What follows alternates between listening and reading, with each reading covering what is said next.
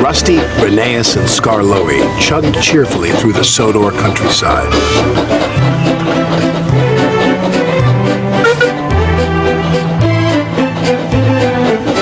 The engines were going to help Duncan with an important job at the Incline Railway.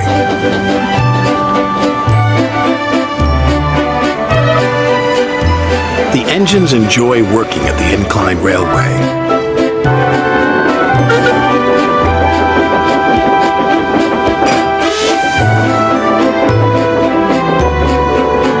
They like the clever way the loaded slate cars roll down the incline, pulling the empty slate cars up.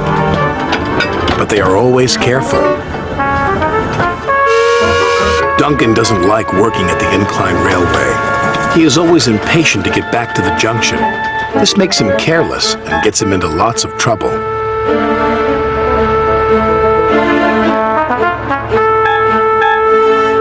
Rusty hoped Duncan would stay out of trouble today, but he was already in too much of a hurry. "I'm a plain-speaking engine," gruffed Duncan, "so collect your slate cars and be quick about it." And off he steamed. Bossy boots, chuffed Rheneas. Pushy puffer, huffed Skarloey. They didn't like Duncan telling them what to do. "He just wants to get back to the bustle of the junction," Rusty said.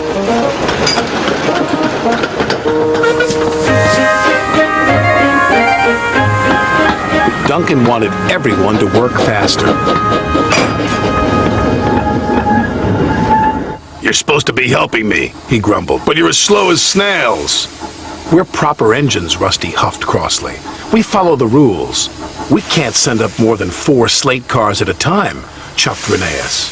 "Then work faster," said Duncan impatiently. Later that day, Duncan was working the incline. "I'll show you how fast a really useful engine can work," Duncan called as he hastily biffed one slate car into another. And then another.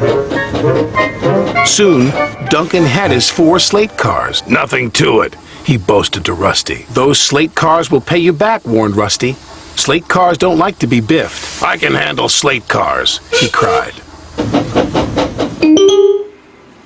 The 3 little engines could see Duncan was not going to listen. They carefully chuffed away from the incline with their slate cars full of slate. Duncan was so impatient he became even more careless.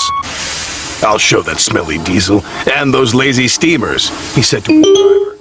"Careful," cautioned his driver. "You're asking for trouble." And he got it. Duncan didn't notice his chain was tangled in the coupling of the slate car in front of him. Suddenly, he was being pulled up the track by the empty slate cars. "Bouncing bogies," he cried. "It's got me." Duncan's driver jumped clear. Rusty returned to see Duncan being pulled up the incline. "I tried to warn him," said Rusty. "He never listens," the little diesel's driver said. The chain pulling Duncan's slate cars couldn't hold the weight. It suddenly snapped. Duncan plummeted down the incline. "Help!" he yelled.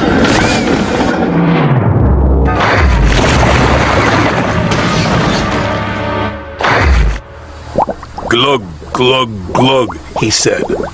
"Bluggle my broiler." Duncan felt foolish and very wet. When Sir Topham had arrived, he spoke severely to Duncan. "You have not been a responsible engine," he said.